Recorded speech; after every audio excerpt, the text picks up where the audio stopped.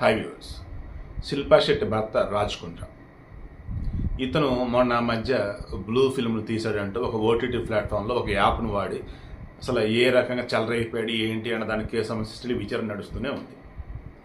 ఇప్పుడు ఇతనికి సంబంధించి వేరే కేసు 2017లో వేరియబుల్ ప్రైవేట్ లిమిటెడ్ అని చెప్పేసి ఒకటి పెట్టి gain bit coin Ponzi scheme అని చెప్పేసి ఒకటి రన్ చేశారు.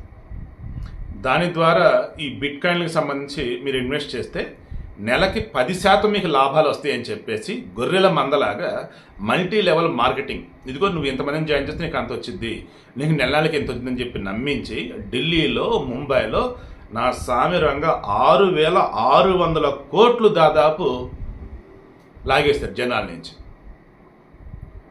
దెన్ ఈ కంపెనీ చీఫ్ అయినటువంటి అమిత్ భరద్వాజ్ నుంచి రాజ్ కుంద్రా 285 బిట్ కాయిన్లు కూడా తీసుకున్నాడు.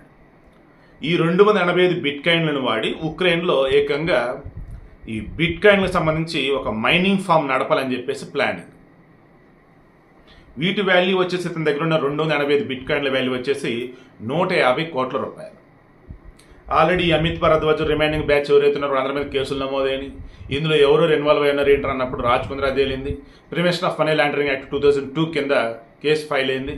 ఇక విచారణ చేస్తున్న మూమెంట్లో ఇతని దగ్గర ఉన్నటువంటి దాదాపు 98 కోట్ల వర్త్ ఈక్విటీ షేర్లు, జూహులో ఈ శిల్పా శెట్టి పేరు మీద ఉన్నటువంటి ఇల్లు, పూణేలో ఉన్నటువంటి బంగ్లా, ఇవన్నీ కూడా అటాచ్ చేయడం జరిగింది. సో ఎవరైనా సరే సులభ మార్గంలో డబ్బు సంపాదించవచ్చు అనుకుంటూ ఉంటారు, కానీ ఎప్పుడో ఒకప్పుడు ఎక్కడ చోట ఈజీగా దొరికిపోతారు. అప్పుడు అడ్డదిడ్డంగా పరుగు పోవటమే కాకుండా థూ అని జనాలు వస్తారు. ఈ శిల్పా శెట్టి ఏమో ఆ కబుర్లు ఈ కబుర్లు చెప్తూ ఉండిద్ది, హెల్త్కి సంబంధించి ఎథిక్స్కి సంబంధించి. ఆ మొగుడు చేసే దిక్కుమల పనులు ఇవి. మరి ఆ మొగుడి నుంచి వచ్చినటువంటి ఆస్తులు ఎక్కడి నుంచి వచ్చి ఏందని అడగాలి కదా ఈమె. అబ్బే వీళ్ళంతా ఒకటే బ్యాచ్ అండి. పేరుకి బయట కబుర్లు చెప్పాలా, పతివ్రత కబుర్లు. మీరు వేరేలాగా అనుకోవద్దు, నేను ఇదే మాట అంటున్నా. చాలా పద్ధతిగా చెప్తారు, లోపల వచ్చేసి ఇంకా వాళ్ళ ఇష్టం చెలరైపోతారు. వాళ్ళు చేసే చేష్టలు కావచ్చు, వాళ్ళు ఇంకా డబ్బు సంపాదించే విధానంలో కావచ్చు. సో ప్రజెంట్ ఆస్తులను కూడా అటాచ్ చేయడం జరిగింది.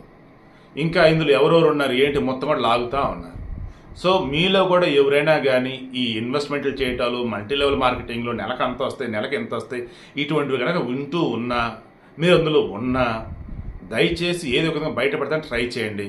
ఇక అవ్వదు అనుకుంటే జాగ్రత్తగా చూస్తుండండి తప్ప దయచేసి వేరే వాళ్ళగా జాయిన్ చేయకండి.